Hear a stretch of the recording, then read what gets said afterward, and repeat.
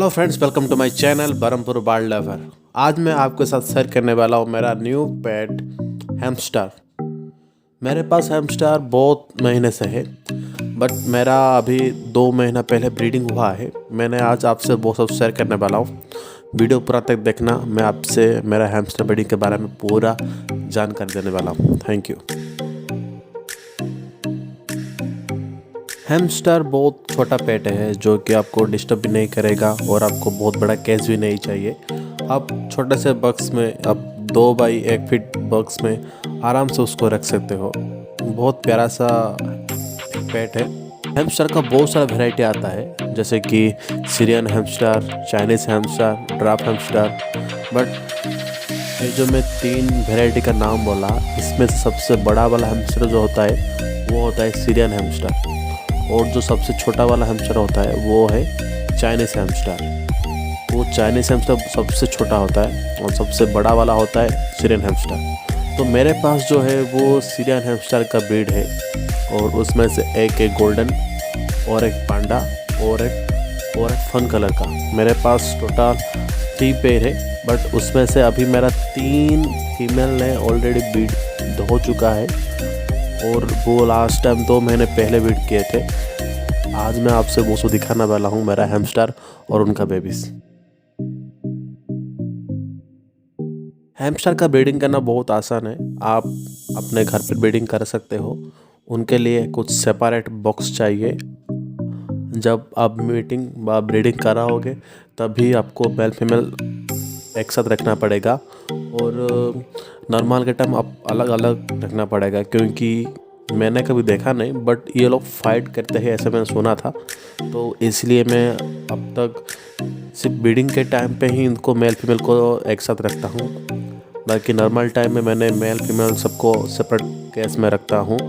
और separate cage में रहने का उनका प्रॉफिट अच्छा फ़ायदा ये है कि वो आराम से खाते हैं, आराम से बिंदास रहते हैं, कोई फाइटिंग नहीं होता है, और उनका हेल्थ भी अच्छा रहता है। तो ब्रीडिंग कैसे करें? देखिए, आपको मेल फीमेल को कुछ 5 से 6 दिन तक एक साथ रखना पड़ेगा।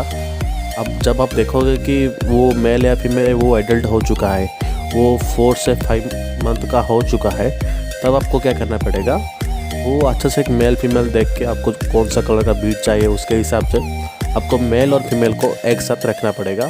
वो 5 से 6 दिन तक रखना पड़ेगा। आप उससे ज़्यादा मैक्सिमम 10 डेज तक रख सकते हो, और मिनिमम 3 डेज तक रख सकते हो। मैंने एवरेज 7 to 8 डेज तक रखता हूँ। उसके बाद मुझे फील होता है और फिर देखने से पता चल जाता है कि वो लड़का जो फीमेल हैमस्टर है वो हिट पे आ चुका है और उस ऑलरेडी लोडेड है, तब मैं मेल को सेपरेट केज में रख देता हूँ।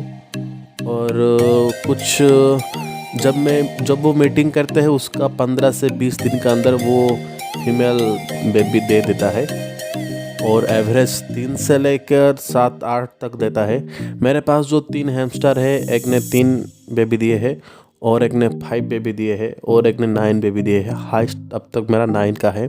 पहले जो हुआ था वो मेरा 7-8 इतना ही सब एवरेज था, लेकिन ये पहली ब्रीड में वो 9 बेबी दिए हैं। और वो बेबी को आँख ओपन करने के लिए एवरेज वो 15 से 21 दिन के अंदर उनका आँख ओपन हो जाता है। मेरा जो हैमस्टर था वो मैंने फूडिंग थोड़ा अच्छा दिया था, इसलिए वो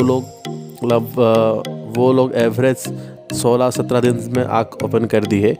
और आपको माँ के पास एवरेज 30 to 35 डेज तक रखना पड़ेगा बेबीज़ को, और फिर आप उनको सेपरेट कर सकते हो।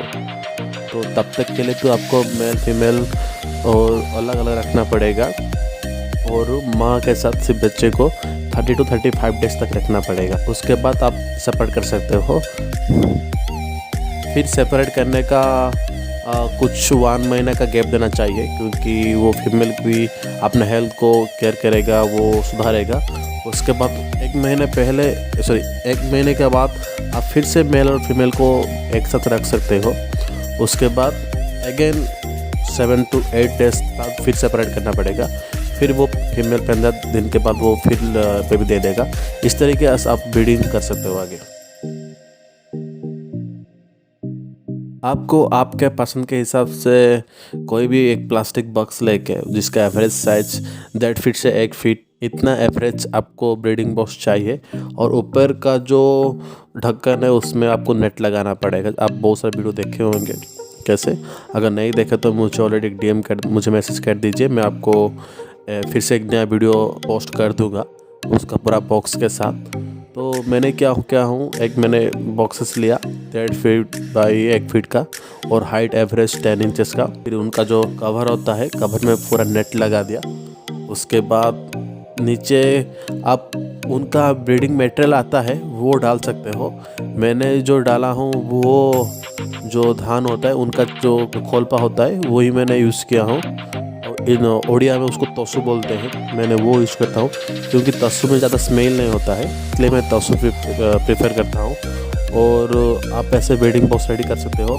उसके साथ आप याद करके एक वाटर फिल्टर लगाना पड़ेगा क्योंकि उसको पानी भी कंटिन्यूस देना पड़ेगा। तो एक वाटर फिल्टर चाहिए, एक प्लास्टिक का बॉक्स चाहिए जो कि इसका साइज़ होता है 1.5 फीट बाई 1 फीट और हाइट में 10 इंचेस, और ऊपर नेट लगाना पड़ेगा उसका हवा अंदर आना बाहर जाने के लिए। खाने में क्या दे, खाने में आपको वेजिटेबल दे सकते हो, वो भी देखना जितना कम हो सके उतना ही वेजिटेबल देना। सुबह शाम हर वक्त आपको वेजिटेबल ही दे रहे हो ऐसे नहीं होगा, आपको एक ही टाइम में वेजिटेबल देना पड़ेगा। वो भी कंपलसरी नहीं है, आप 2 दिन में एक बार 3 दिन में एक बार दे सकते हो। उसके साथ आप देखना कि जितना हो सके आपको सीड मिक्स करके देना है। जैसे हम बाढ़ को देते हैं ना 7-8 वैरायटी का सीड, इस टाइप का आप हमको उनको सीड मिक्स देना है। उसके साथ कुछ sunflower seed, black seed, canary seed, ये सब उनका फेवरेट आइटम होता है, आप उनको वो सब दे सकते हो। नहीं तो हैमस्टर का कुछ पैलेट आता है वो मैंने यूज़ नहीं करता हूँ क्योंकि वो ज़्यादा प्राइस का होता है। मेरे पास बाढ़ है इसलिए मेरे पास ऑलवेज सीड मिक्स अवेलेबल रहता है। मैंने सीड मिक्स देता हूँ मेरा हैमस्टर को। आप उनको दिन में 2 बार या 3 बार जैसे आप बाढ़ को देते हो, मैंने तो 2 बार देता हूँ, सुबह और शाम को। उसके हिसाब से आप उनको सीड दे सकते हो। और मैं वीकली 1-2 बार मैंने एग वाइट भी देता हूँ, वो उनका फेवरेट आइटम होता है। और आप कभी कभी हो सके तो कुछ फ्रूट दे सकते हो, लेकिन फ्रूट का इग्नोर कीजिए, जितना कम हो सके उतना दीजिए।